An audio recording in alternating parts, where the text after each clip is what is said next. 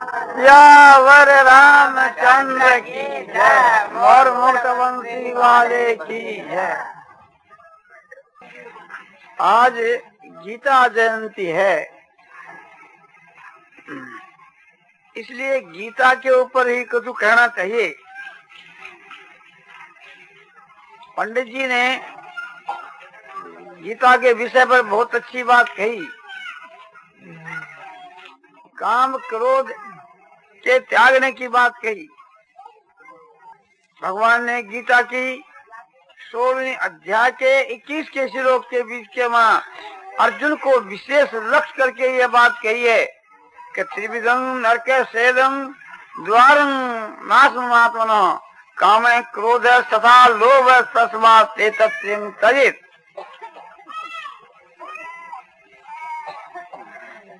इस वास्ते हे अर्जुन, ये तीन जो है ये साक्षात नरक के द्वार हैं। काम, क्रोध और लोभ, और आत्मा का पतन करने वाले हैं। इसलिए इन तीनों का त्याग कर देना चाहिए। और फिर कहते हैं कि इन तीनों को त्याग करके के फिर आत्मा के कल्याण के वास्ते जो आचरण करता है वो मुक्त हो जाता है और मुक्ति के योग होता है। उसके लिए भी ये काम क्रोध के त्याग की बात कही। और काम और क्रोध जब तक रहते हैं तब तक उसको सुख नहीं होता। भगवान एक साधक को कह रहे हैं काम और क्रोध के विषय में, शक्नोति हयसोढुं प्राक शरीर विमोक्षणात् काम क्रोधो भवं वेगं स युक्त स सुखी नरः। काम और क्रोध का जो वेग है, इसको शरीर के रहते रहते ही इसको अपने सहन कर लेता है, वही पुरुष युक्त और सुखी और युक्त माने योगी है।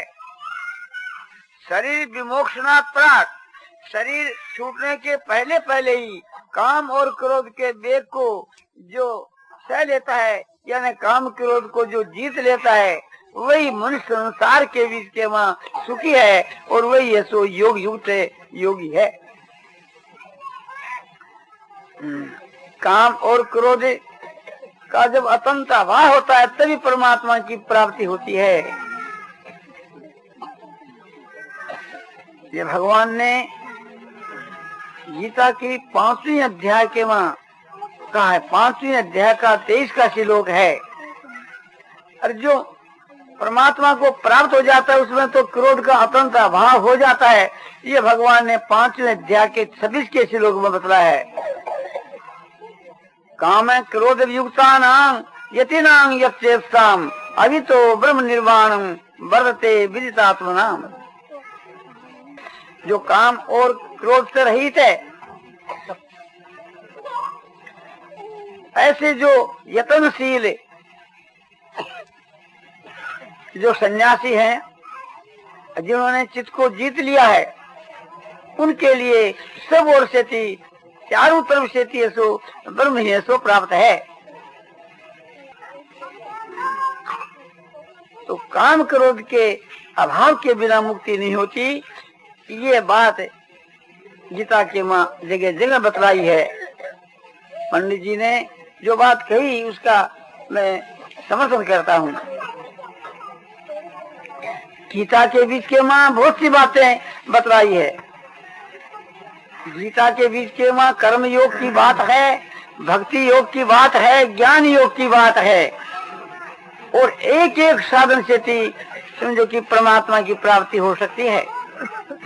कितने आचार्य ऐसा मानते हैं कि कर्म योग जो है वो पहली सीढ़ी और भक्ति योग जो उपासना जो है ये दूसरी सीढ़ी और ज्ञान योग जो है ये तीसरी सीढ़ी है। और साधन ज्ञान का जो फल है वो अपने परमात्मा की प्राप्ति, वो अंतिम सबका फल, वो चौथी सीढ़ी है।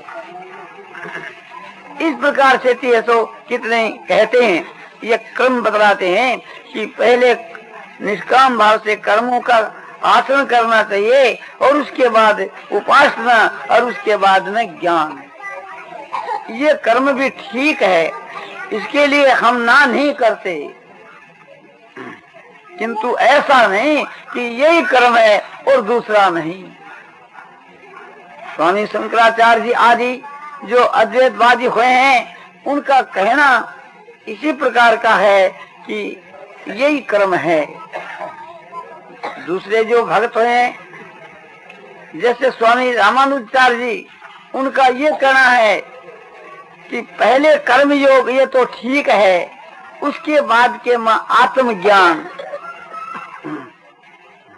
आत्मा का ज्ञान होना चाहिए, और उसके बाद में भगवान की भक्ति।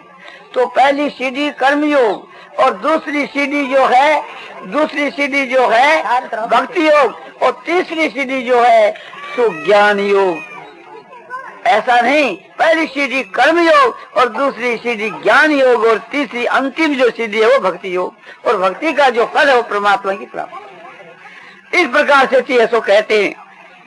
तो आचार्य जन जो है वे महान पुरुष हैं, वे अपने अपने सिद्धांत के अनुसार, अपनी अपनी प्रक्रिया के अनुसार कहते हैं, और उनका कहना बड़ा उत्तम है। उसी के अनुसार उनके अनुयायियों को, उस मत के मानने वालों को, उस संप्रदाय के किंतु भगवान गीता में कहते हैं कि ये कर्म भी ठीक है। स्वामी शंकराचार्य जी ने जो बतलाया ये ठीक है। संन्यासस्तु महाबाहु दुख मार्तु मयोगतः। संन्यास माने जो सांख्य योग है, जो ज्ञान योग है, पहले कर्म योग का साधन किए बिना ज्ञान योग की सिद्धि ऐसा नहीं होती। और स्वामी रामानुजाचार्य जी कहते हैं कि भक्ति जो है वो इस सबसे बढ़कर है, उसका फल है सो आपने परमात्मा की प्राप्ति है। परमात्मा की प्राप्ति के बाद और कोई अनुसाधन करने की कोई आवश्यकता नहीं रहती, और भगवान की भक्ति के बाद भी कोई ज्ञान के साधन की आवश्यकता नहीं रहती। भगवान की भक्ति से थी अपने आप ही उसको ज्ञान हो जाता है, भगवान उसको ज्ञान देते हैं।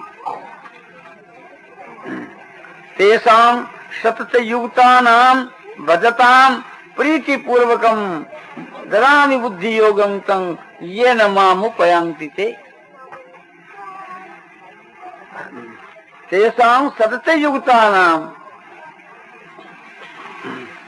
पूर्व के बीच के जो साधन बतलाया, उसने जो नित्य युक्त होकर के निरंतर जो भगवान की प्रीति पूर्वक जो भक्ति करते हैं, पूर्व में क्या बतलाया कि मच्चित्ता मदगत प्राण बोधियंत परस्परम कथयं तस्य मांग नित्यम तुषंती च रमंती च। भगवान कहते हैं जिनका मेरे में चित है वह मच्चिता, जैसे भागवत में बतलाया मन मनस कहा गोपियों के लिए, वे गोपियां मेरे में मन वाली थी। तो मच्चिता मदगत प्राणा, जिनका मेरे लिए जीवन है वह मदगत प्राणा, जैसे मच्छी का जो जीवन है जलगत है, बिना जल के वो जी नहीं सकती। इस प्रकार से थी जिनका मदगत प्राण है, जो मेरे बिना जी नहीं सकते, मैं जिनके जीवन का आधार हूँ वे मदगत प्राणा। और बोधयंत परस्परम, एक दूसरे को मेरा तत्व और रहस्य को जनाने के लिए, एक दूसरे को मेरा तत्व और रहस्य जनाता हुआ जो परस्पर के बीच के वह बातचीत करता है, या यूं कहिए बातचीत करने का उद्देश्य यह है कि मेरा तत्व और रहस्य आपने एक दूसरे को जनाते रहते हैं। वे बोधियंत परस्परम और कथयंत तस्य मांग नित्यम, मेरे गुण प्रभाव तत्व है से, मेरे नाम रूप और लीला धाम और मेरी महिमा का मेरे भक्तों के बीच के माँ श्रद्धा भक्ति और प्रेम से थी, निष्काम भाव से थी, जो सदा अपने कथन करते रहते हैं, उनका वर्णन करते रहते हैं। कथयं तस्य मांग नित्यम तुष्यंती च रमंती च। और इस प्रकार से थी संतोष को प्राप्त होते हैं, और मुझ परमात्मा के मन और इंद्रियों के द्वारा रमण करते हैं। उनके लिए भगवान कहते हैं कि तेषां सतत युक्तानां भजतां प्रीति पूर्वकम। इस प्रकार से नित्य निरंतर मेरे में लगे हुए और प्रीति पूर्वक जो मुझको भजते हैं, उनको मैं वह बुद्धि योग यानी ज्ञान देता हूँ कि जिससे मेरी प्राप्ति उनको हो जाती है। ये भगवान ने गीता की 10वें अध्याय के 9 और 10 के श्लोक में ये बात कही। अब और थोड़ा गंभीरता से विचार करना चाहिए। भगवान के सिद्धांत के अनुसार थोड़ा गंभीरता से विचार करना चाहिए। कितने ही जो वर्तमान के बीच में जो कर्मयोगी हुए या कर्मयोग को प्रधान मानने वाले हुए या हैं, वे कहते हैं कि गीता जो है इसमें तो कर्मयोग का ही विषय है। अर्जुन को कर्मयोग का उपदेश देकर के और भगवान ने अर्जुन का उद्धार किया। दूसरे कहते हैं कि अर्जुन तो भगवान का सखा था, वे तो मुक्त ही था। अर्जुन को निमित्त बना करके और भगवान ने संसार के कल्याण के लिए ये गीता शास्त्र अर्जुन को कही। अब और भी विचार करना चाहिए। कितने कहते हैं कि गीता के मां तो भक्ति भरी हुई है, भक्ति से ओतप्रोत है। अर्जुन का बहाना करके संसार के कल्याण के लिए भगवान ने भक्ति का प्रचार किया। गीता में भक्ति ही भक्ति है। और कितने ही कहते हैं कि नहीं, ये तो भक्ति और समझो कि कर्म योग ये तो अनुसंगिक है। गीता तो ज्ञान से परिपूर्ण है, ये तो अद्वैत रूप अमृत को बरसाने वाली है। शंकरानंदी जो टीका, उसमें तो समझो जितने जो भक्ति के श्लोक हैं, कर्म योग के श्लोक, अधिकांश में उन्होंने तो समझो कि ज्ञान योग में अद्वैत के मैं सबको ऐसो घटाया। तो ये अपनी अपनी सूझ है। इसके लिए हम ये नहीं कहते कि स्वामी शंकराचार्य जी ने समझो कि ये गीता जो है सो ज्ञान योग के विषय में कही, तो उनको ज्ञान ही पसंद था। उन्होंने ज्ञान योग में ये घटाई। उनका सिद्धांत अद्वैत बात था, इस वास्ते इसको अद्वैत के विषय में ले गए। हम ये नहीं कहते कि स्वामी रामानुजाचार्य जो है वे भक्त हुए, इस वास्ते उन्होंने जो ज्ञान के जो श्लोक है उनको भी भक्ति के बीच में डाल दिया। हम ये नहीं कहते कि तिलक जी जो है वे एक प्रकार कर्म योग को मुख्य मानते थे। उनको एक प्रकार से ये कहना कि वे इनमें पक्ष कर करके और गीता को कर्म योग का एक ग्रंथ अपने बतला दिया।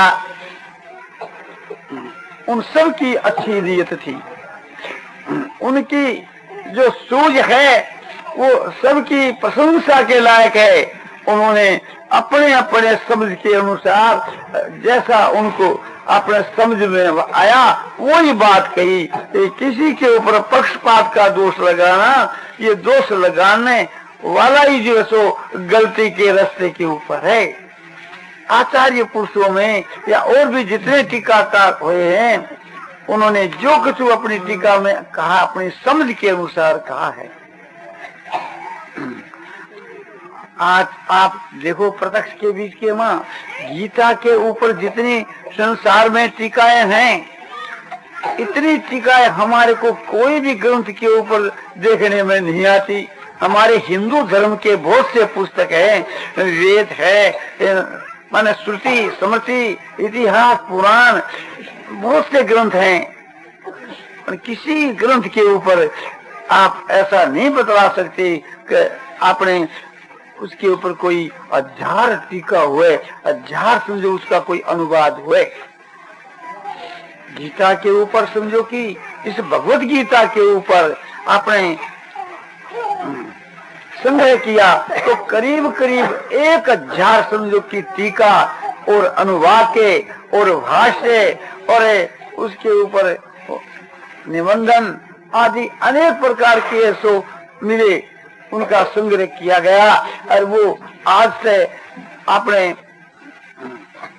प्रदर्शनी के बीच के में दिखाया जाना एक घोषित कर दिया गया कि 4 दिन तक जो है लोगों को ये दिखाया जाएगा। तो आप देखेंगे हर एक भाषा के बीच के, हिंदी भाषा में, संस्कृत भाषा में और बंग भाषा में और गुरुमुखी में, पंजाबी भाषा में, गुजराती भाषा में, कर्नाटकी भाषा में और विदेशों की भाषा में, जैसे इंग्लिश भाषा जो है, फ्रांसी जो है, अरबी जो है, फारसी जो है, उर्दू जो है इत्यादि, समझो कि जो विदेशियों की भाषा में, विधर्मियों की भाषा में है भैया, है बच्चे, एक प्रकार से थी आपने ये आपको दिखाया जाता है। आप देख सकते हैं प्रत्यक्ष के आगे प्रमाण और क्या है। जब ये बात एकदम प्रत्यक्ष है कि गीता के ऊपर अभी एक प्रकार से थी अपने गीता प्रेस के बीच के वहाँ 1000 टीकाएं माने सब देशों की भाषा को लेकर करके और सब टीका अनुवाद और भाषा आदि लेकर के जिनकी संख्या करीब 1000 है। इससे मालूम होता है कि गीता जो है ये एक प्रकार से सार्वजनिक ग्रंथ है, इसको सब कोई अपनाते हैं और सब ने अपनाया है। ये एक बहुत उच्च कोटि का ग्रंथ तो है। इसी को ख्याल में रख करके स्वयं वेद व्यास जी ने समझो कि महाभारत के अंतर्गत ये बात कही कि गीता सुगीता कर्तव्या किमन्य शास्त्र विश्री या स्वयं पदमनावश्य मुख पदमात विनिश्रिता।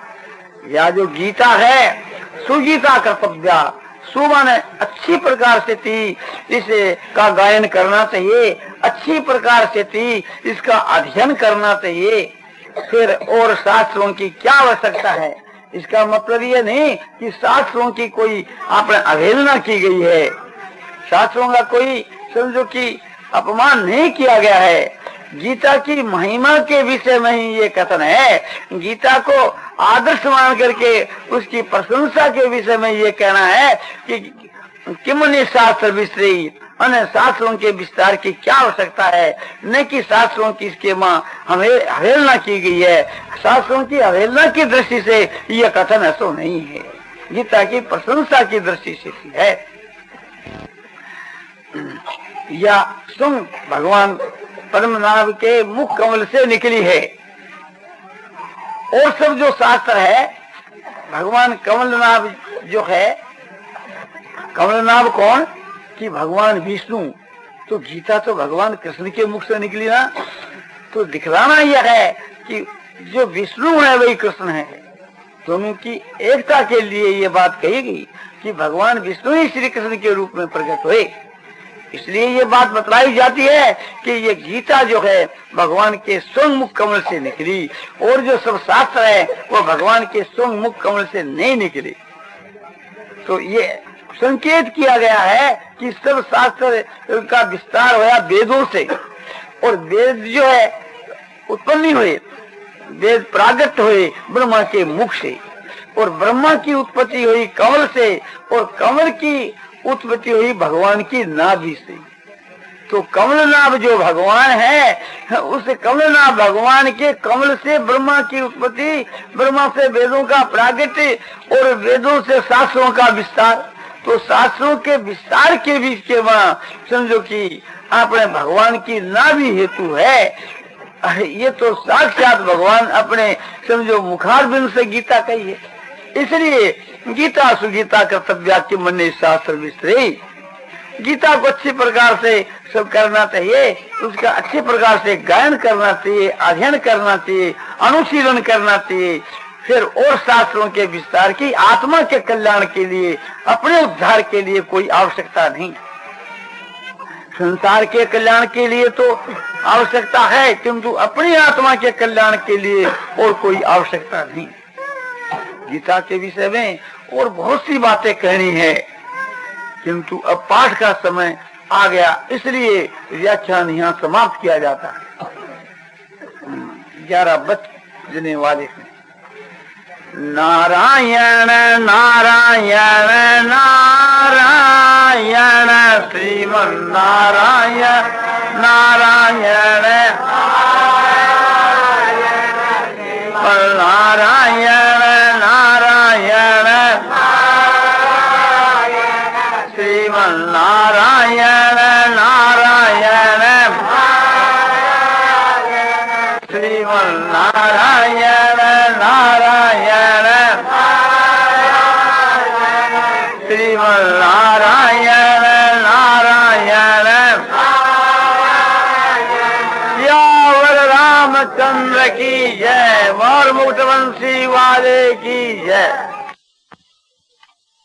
केतु से किसान काशी राज्य वीर्यवान पुरुजित कुंती भोजस्य शैव्यस्य नरपुंगव युद्धामनुष्य विक्रांत उत्तमौजास्य वीर्यवान सौभद्रो द्रौपदेयाश्च सर्वे एव महारथा अस्माकं तु विशिष्टाये तन्निबोध द्विजोतमे नायका सेनश्च संज्ञातं तां ब्रवीमिति भवान् भीष्मश्च कर्णश्च कृपश्च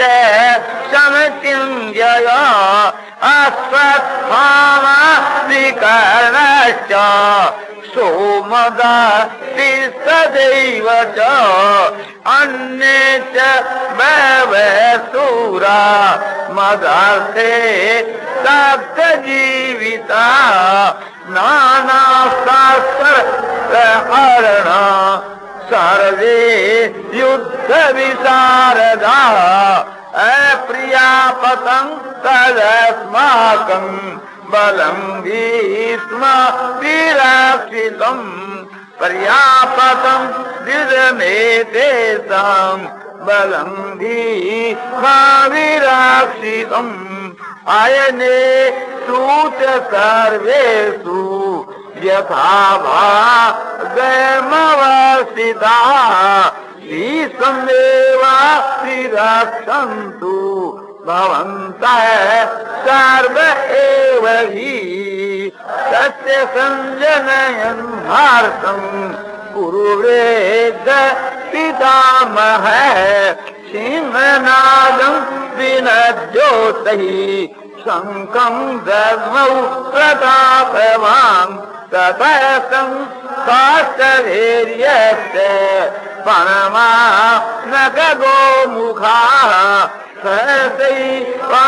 सहसैवाग्यखन्नन्त सप्ताब्दस्तूलो भवेत् ततः श्वेतैर्युक्ते महती सन्दिने स्थितौ माधव पाण्डवश्चैव दिव्यौ शङ्कौ प्रदध्मतु पाञ्चजन्यं ऋषिकेशो देवदत्तं रणं गय कोन्द्रं धर्मौ महाशङ्कं भीमकर्म त्रिकोदर अनंत विजयं राजा कुन्तीपुत्रो युधिष्ठिर नकुल सहदेवश्च सुघोष मणिपुत्रकौ काश्यश्च परमेश्वास शिखण्डी च महारथ धृष्टद्युम्नो विराटश्च सातकी पराजित द्रुपदो द्रौपदेयाश्च सर्वश्च पृथिवीपदे भद्रश्च महाबाहु शङ्खान् दद्मु त्रिदः सघोषो धार्तराष्ट्राणां हृदयानि व्यधारयत् नवश्च पृथिवीं चैव तुमुलो धनुनादयन् अथ सहस्राष्ट्रविध्वज प्रवृत्ते शास्त्र संपाते धनुरोद्यम्य पांडव ऋषिकेशं तदावास्य निर्माद महीपते। अर्जुन उवाच सेनयोरुभयोर्मध्ये रथं स्थापयाम्यच्युत यावदेतानिरीक्षेऽहम् योद्धुका मानवस्थिताम् कैर्मय्या सयोद्धव्य मस्मिन् रणसमुद्रे योत्स्यमानवेक्षेऽहम् ये ते प्रसमागताः धार्तराष्ट्रस्य दुर्बुद्धिर्युधे